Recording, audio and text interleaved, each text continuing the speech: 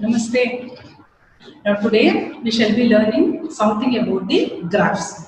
Okay.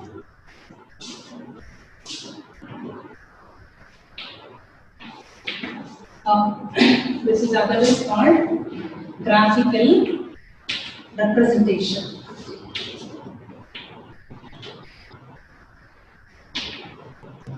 Now all of you know that we have learned the frequency distribution. So I had told you in my earlier class there are two types. One is univariate, another one is bivariate. Now when we have to make use of the graphs, we will be using only univariate frequency distribution. In other words, you say graphs are used only for univariate frequency distribution. Okay, now just a recap of the univariate distribution. Now, first column, remember you had variable. Second column, the tally marks I'm going to leave. The next column, you had frequency. Okay. Now, instead of using variable and frequency, now literally you can use the factors like salary, price, height, weight. Okay. Now there is a correlation now. So whenever you are having the variable as height, now frequency will be number of persons. Okay. Now this will be your variable. This is your frequency. Now next one. Suppose you are having weight of say children. So this will become now number of children. Now in case you have price, this will become now number of commodities. Okay. Now suppose you are having wages. Okay. Now in this case it will become now number of workers. Now in case you have salary, now here it will become now number of employees. Now this is how you will have to correlate. Now whatever I have written on the left side, those are all variable values. So these can be represented as a discrete variable or in terms of a class interval. Now this will be your frequency. Okay. Now when we are learning about the graphical representation, now we do have like this. Height is one column given. The second column will be given number of persons. Similarly, you may be given weight, you may be given number of children, price, number of commodities, etc. Today I shall be taking this particular factor, that is price along with number of commodities. Okay. Now, before going into the details of this, now what does graphical representation means? Now, whenever a frequency distribution is represented or presented, okay, by means of graphs, now it is called, such a representation is called graphical representation. Is it clear? So, graphical representation is nothing but presentation of a frequency distribution by means of graphs. Now, here you have a few types of graphs. So, I shall list out one by one. So, the first graph is called histogram. I think all of you would have learned in your high school. Okay. The second one is called frequency polygon. Now, third one, frequency curve. The fourth one you have cumulative frequency curves. So there are two here, so you will obviously have frequency curves. Otherwise, they are also called Ogive curves. Now what are these? So these are the different types of graphs which are used to represent a frequency distribution. So the first one is what? Histogram. Second one, frequency polygon. Third one, frequency curve. The fourth one, you have cumulative frequency curves, or otherwise it is called as Ogive curves. Now, with the help of only one problem, I shall explain to you how to construct the graph. So, as it is, the name says graphical representation, you must be having a graph sheet, and on the graph sheet only you will be drawing on the graphs. Now, for me, I'll just make use of the board. Maybe slightly some calculation, maybe slightly it may be different because lack of graph paper. Is it clear? Okay, fine. Now, coming to the first one, histogram. Now, histogram is defined as a set of rectangles which are drawn for a frequency distribution. So in other words, if you say It is nothing but a set of rectangles which are drawn successively. It is something like your bar diagram. Only thing is, in this case, all the rectangles or the bar, whatever you write or draw, that will be attached to one another. Okay. Now, how to draw the histogram? Now, let us assume that you have the frequency distribution.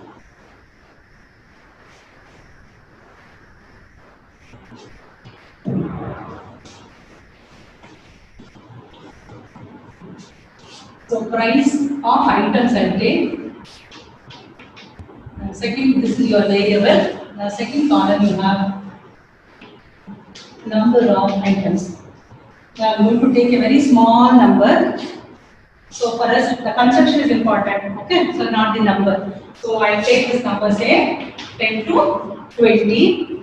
Now next one, 20 to 30, 30 to 40, 40 to 50, and 50 to 60. Okay. So the price of the item is distributed from 10 to 60. Now here it is obviously number of items. I'll just take some number here, 5, okay, 10, 20, 6 and 4.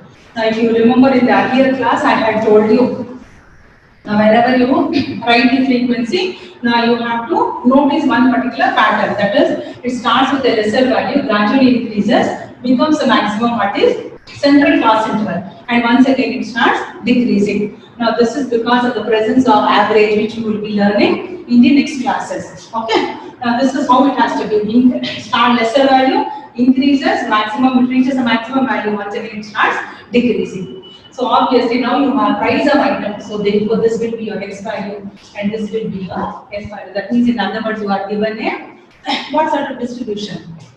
It is a frequency distribution. Only thing is, instead of class interval, now you have the price of items. Okay. Now how to construct the histogram? Now you have to take a graph sheet. So obviously there are two axes. So this is how you have. This is x-axis. Now this is y-axis. Now normally when you draw anything on a graph, you will have a scale. So x and y-axis that you will have to mention, isn't it? In other words, whatever the units you will be taking, now that is represented by the scale. Okay. Now this is the basic guideline for a drawing a graph. Okay. In this case, now for this data, now suppose the question says, draw a histogram to the following data. I should repeat it. Draw a histogram to the following data. Now how to draw? So here already I have given you the hint here. That means histogram is nothing but a set of rectangles. Now all that you have to do is, now you will draw the x and y axis. So on the x axis you will mark the class interval. So this number is the origin. Now first number is 10. Okay. The next number is 20. Now you mark all the numbers up to the last one. So 30, okay, 40, now 50, this is 60. Now suppose you don't have price of items. If you are given class interval, please write a class interval. Now that I have price of items, I will be writing this. So x-axis denotes what? Price. Okay. Now on the y-axis, you have to denote the frequency. What is the frequency here? It is number of items. So here least value is 4, highest is 20. I think so I can start from 10. No, 1 minute, sorry. Now I can start from say 5. Okay. Now this will be 10. Now this is 15. Now this is 20. If you want, you can take 1, 2, 5. Now there is no hard and fast rule. If you want a bigger graph, now you can take these units smaller. You can take even 2, 4, 6, 8, like that also.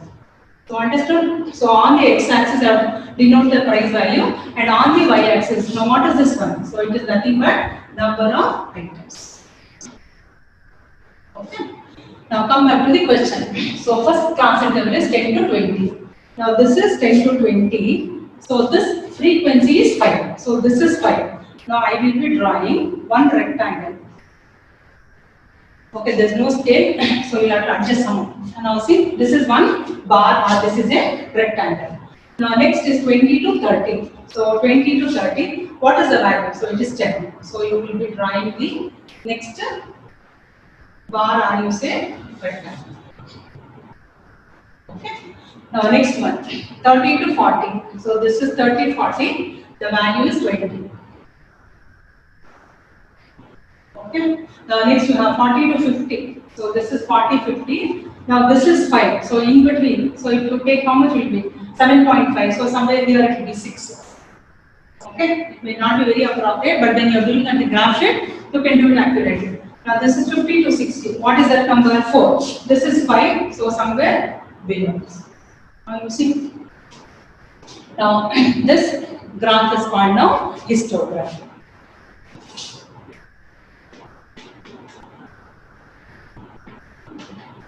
Okay. Now you can define this. Now you see. Now all the rectangles, these are all rectangles. They are attached to one another. So therefore you say the histogram is nothing but a set of rectangles which are drawn successively. Successively means what? One after the other, next to each other. So set of rectangles which are drawn successively in such a way that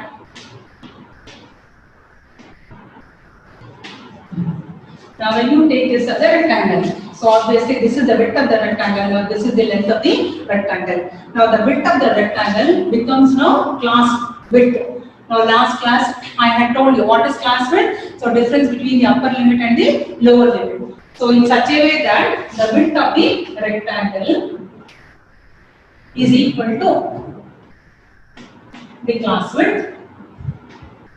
Okay, and now what is this one? This is the height of the rectangle, or you call it as length. And the length of the rectangle is equal to the class frequency is equal to the class frequency.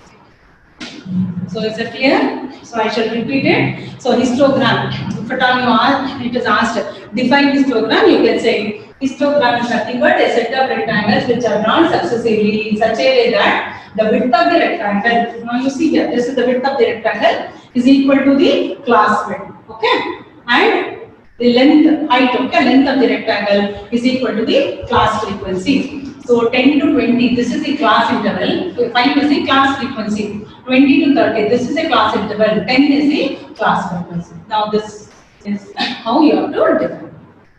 Okay. Now, if you have understood this, now we can move on to the next one. Now before that, now you have to write the scale also. Now whenever you draw any graph, it is mandatory that you have to write the scale. So scale is usually written on the right hand side uppermost corner. Now what are the things we have taken? X-axis, Y-axis.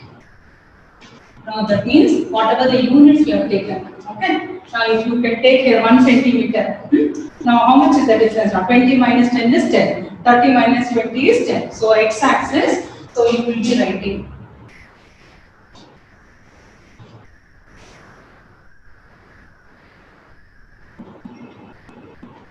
Now you see 1 centimeter equal to 10 units. Okay. Now how about y-axis? Here. So 0 to 5, 10 minus 5 is 5, 15 minus 10 is 5. So on the y-axis we have taken 1 centimeter equal to 5 units. So is it clear?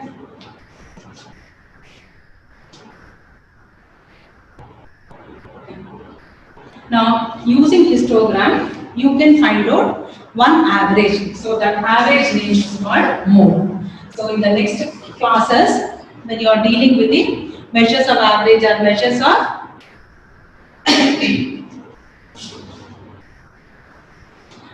measures of average, now you will be using the mode, median, geometric mean, harmonic mean, etc. So here, using this histogram, you can locate the mode graphically. Now all that you have to do is, so after drawing the histogram, now see the graph here. Now find out which is the rectangle with the highest height, or you say highest length. In other words, if you see here, which has the maximum frequency. Now obviously now this is the rectangle. Now what you can do is inside the rectangle, okay? That is, so within the rectangle now you will have to draw two different lines, diagonal lines, so as to connect the preceding and the succeeding, to connect the previous and the next rectangle. I am repeating it. So in order to find the mode, so it is also one of the average. So you will draw the histogram, after that find the rectangle with the maximum height. Now inside the rectangle, now you will be drawing two different lines so as to connect the previous and the next rectangles. Okay. After that, now here it was joined here. So this is called intersection point. From this you draw a what line? This is perpendicular to the x-axis. Now you will be drawing one line which is perpendicular to the x-axis. Maybe when you are having the graph sheet, you can appropriately find out. Maybe it might be 35. Okay. So using this now you say that mode is equal to 30. So understood? So the question says, so which is the average that is located using histogram graphically? Then the answer will become mode. Okay. Now, many times the children make this mistake. Suppose you have like this, right?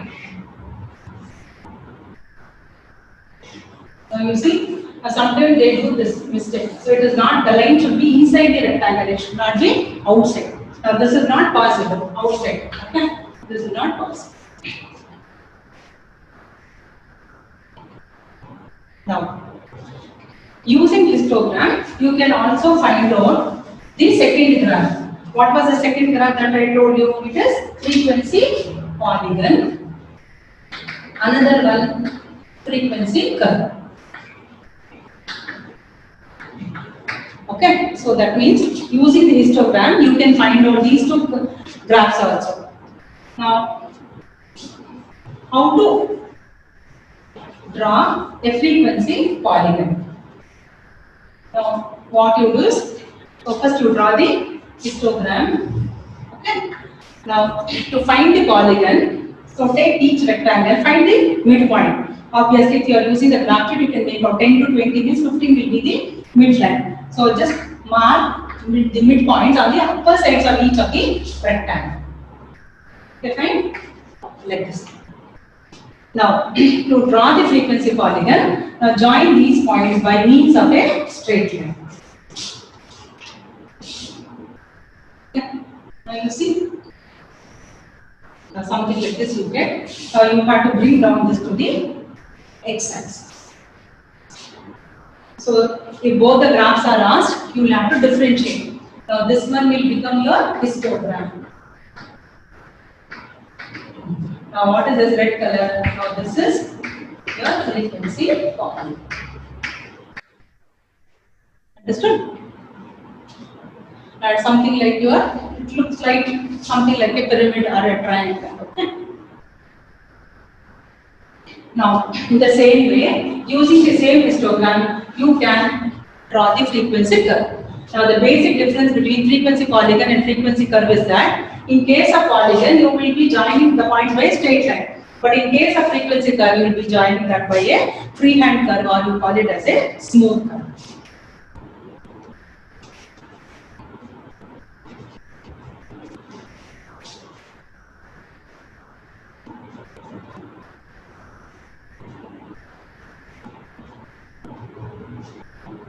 Now you see, now suppose you draw a smooth curve. Okay.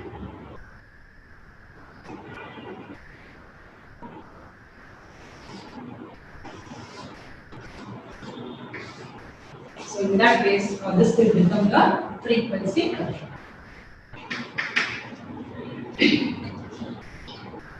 Now, how do you define your frequency polygon? So whenever the midpoints on the upper sides of each of the rectangle in histogram is joined by means of straight line, we get a frequency polygon. If it is joined by a freehand curve, then we will be getting a frequency curve. Is it clear?